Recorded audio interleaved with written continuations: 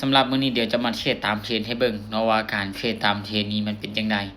การเทรดตามเทรนนี่ลักษณะการเทรดของมันนี้อาจจะง่ายเนาะโดยเฮาวิเคราะห์ทิศทางของตลาดว่าเทรนของมันจะเป็นแบบใดแล้วก็เฮาสามารถเทรดไปตามมันได้ข้อดีของมันเนี่ย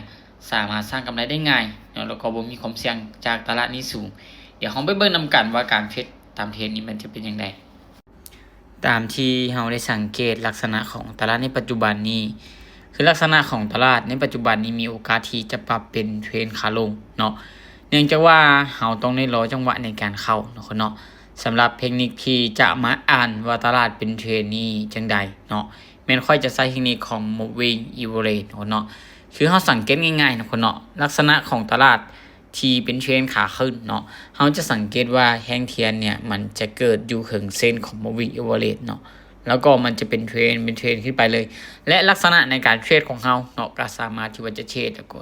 ซื้อขึ้นไปอย่างเดียวเนาะแล้วก็คันถ้าว่ามันออกจากเทรนปุ๊บแม่นเฮาต้องได้หยุดเทรดเนาะเพราะว่าการเทรดแบบนี้เนาะแน่นอนเนาะจะเห็นให้เฮานี่มีโอกาสที่จะได้ตามเป้านี่ก็ไวเนาะแต่เฮาต้องมีการตั้งเป้าได้เป้าเสียให้กับตนเองว่าเป้าได้เฮาควรได้เท่าใดแล้วก็เป้าเสียนี่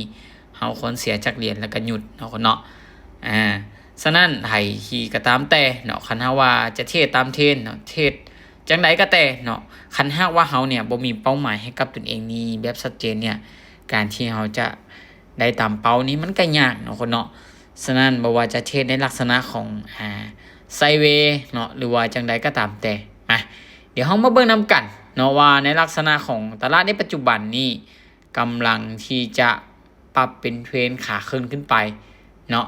ตามที่เฮาในเบิ่งในลักษณะของตลาดในปัจจุบันนี้ที่ว่าเฮาสามารถตามซื้อไปได้เนาะเพราะว่าหยังเพราะว่าแท่งเทียนเนี่ยมันเกิดอยู่ถึงเส้นของ moving average เนาะฉะนั้นในลักษณะของมันเนาะหลังจากที่มันลิ้นอยู่ในส่วนนี้ละจะขึ้นก็บ่ลงจะลงก็บ่ลงเนาะจะขึ้นก็บ่ขึ้นเนาะฉะนั้นลักษณะของมันเนี่ยมีโอกาสที่จะเป็นเทรนขึ้นไปนี้เนาะซึ่งเฮามาเบิ่งนำกันว่ามันจะสามารถเป็นเทรนได้หรือบ่มาบ่เป็นเทรนเนาะเนาะชื่อว่ามันกลับมาละแต่คันหากว่าทุกคนเนาะเขาต้องได้เบิ่งว่าในจุดนี้เนาะสาเหตุที่ค่อยเข้าซื้อนี่ย้อนหยังเพราะค่อยอยากฮู้ว่าตลาดในปัจจุบันนี้มันจะปรับเป็นเทรนขาขึ้นหรือเทรนขาลงเนาะฉะนั้นเดี๋ยวเฮามาเบิ่งนำกันในออเดอร์นี้เนาะออเดอร์นี้มาให้ทุกคนสังเกตเบิ่งลักษณะของตลาดปัจจุบันนี้เนาะตามที่เฮาเบิ่งนี่มันยังอยู่ในโซนของไซด์เวย์ฉะนั้นในโซนไซด์เวย์นี่ก็บ่ได้แนะนำปานใดเนาะแต่ว่าเฮาเลือกที่จะขายเลยเนาะเพราะว่าอย่างเป็นอย่างจึงขายเพราะว่าในลักษณะของเมื่อกี้นี้แล้วเนาะเฮาตามซื้อแล้วตลาดมันบ่ขึ้นไปฉะนั้นเนาะค่อยคิดว่าในปัจจุบันนี้มีโอกาสที่จะปรับเทรนขาลงเนาะหลังจากที่มันเป็นเทรนขาขึ้นไปแล้วเนาะแล้วก็มาเล่นไซด์เวย์อยู่ในจุดนี้ฉะนั้นในจุดต่อไปเนี่ยบ่ขึ้นก็ลงแต่ค่อยซื้อขึ้นไปละแต่ว่ามันบ่ขึ้นฉะนั้นค่อยคิดว่าในอนาคตเนาะ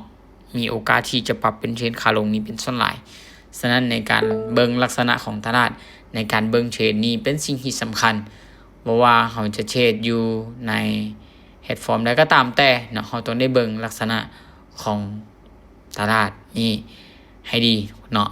เดี๋ยวมาเบิ่งนำกันเด้อเดี๋ยวจะไปอยู่ที่10เหรียญเนาะไปที่15เหรียญกันแล้วกันที่ว่าในออเดอร์นี้ลักษณะการเทรดตามเทรนแม่นเฮาสามารถ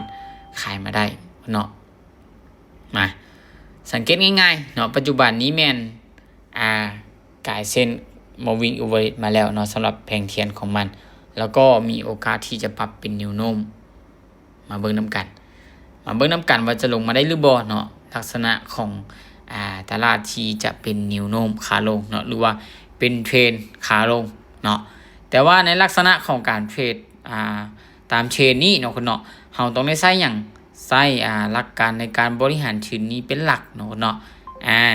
แน่นอนว่าถามว่ามันวินทุกไม้บ่เนาะมันก็จะบ่วินทุกไม้แต่ว่าคันหากว่าเฮามีการบริหารทุนที่มันดีนี่ในการสร้างกำไรนี่มีเนาะยกเช่นตัวอย่างเนาะเฮาไปอยู่ที่10ไม้เนาะแต่ว่าเทรนเป็นเทรนขาลงเฮาเทรดเนี่ยอาจจะวินอยู่ที่7ไม้เสีย3ไม้เฮาก็มีกำไรเนาะนั่นคือลักษณะของตลาดที่เป็นเทรนขาลงเนาะ อย่างเช่นในออเดอร์นี้เฮาก็กดขายเพราะเป็นหยังเพราะว่าหลักการวิเคราะห์ของเฮานี่เฮาวิเคราะห์ว่าตลาดในปัจจุบันนี้มีโอกาสที่จะปรับเป็นเทรนขาลงเฮาจึงตามขายเลย เดี๋ยวมาเบิ่งนํกันว่าในแห่งนี้เฮาจะสามารถปิดเป็นออเดอร์ขายได้หรือบ่มาเบิ่งนํกันลงมาบ่อีกหน่อยนึงลงมาได้บ่อุ้ยน่าจะลงยากคือที่ค่อยเว้าคนเนาะตลาดมันยังติดอยู่ไซด์เวย์อยู่เนาะแต่ก็บ่เป็นหยังเนาะเดี๋ยวเราจะเบิ่งอีกเนาะไปอยู่ที่60เหรียญเนาะลักษณะของตลาดเนี่ยมีโอกาสที่จะปรับเป็นเชนลงมาอยู่เนาะเดี๋ยวเบิ่งนำกันเดี๋ยวคนเด้อเดี๋ยวมาเบิ่งแต่ว่าในหลักการเชนตามเชนเนาะเราต้องได้ใช้หยังใช้หลักการในการบริหารชื้นนี้เข้ามาช่วยเป็นหลักเนาะเพราะว่าแน่นอนเนาะเฮาบ่สามารถที่จะเทรดแล้วก็เอาชนะตลาดได้ทุกไม้เนาะบ่ว่าจะเทรดจังได๋ก็ตามแต่บ่มีไผที่จะเทรดแล้วก็เอาชนะตลาดได้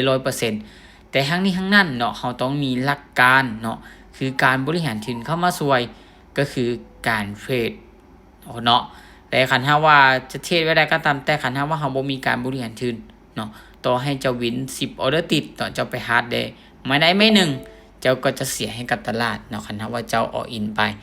มาเบิ่งนำกันเห็นบ่ในปัจจุบันนี้ค่อยมีกำไรอยู่ที่108เหรียญแต่ค่อยใช้หลักการใดใช้หลักการในการบริหารทุนก็คือเทรดตามเทรนลักษณะของตลาดต่อไปเด้แน่นอนแหละค่อยก็จะเข้าขายเนาะแต่ว่าค่อยจะหยุดไว้ซ้ำนี้ก่อนเนาะเนาะคือในหลักการของการเทรดเนาะเนาะคือหากว่าเทียบซะแล้วสมมุติว่าเจ้าไปเนาะ10ออเดอร์ติดเนาะหรือว่าจะเทรดไปประมาณ10ไม้คันถ้าว่ามันเป็นโซนนิ้วนุ่มหรือว่าเทรนขาขึ้นแบบนี้เนาะคันถ้าว่าเจ้าซื้อไปเนี่ยเจ้าลองสังเกตเบิ่งว่าแห่งใดมันหลายก่อนกันแห่งซื้อมันจะหลายก่อนแต่คันถ้าว่าเจ้ามีการบริหารทุนแน่นอนและโอกาสที่จะได้กำไรเนี่ยเจ้าก็สามารถหยุดเทรดอยู่ในจุดนี้ได้เพราะว่าอย่างเพราะว่าเป็นการที่เราตั้งเป้าหมายแบบน้อยๆเนาะเนาะ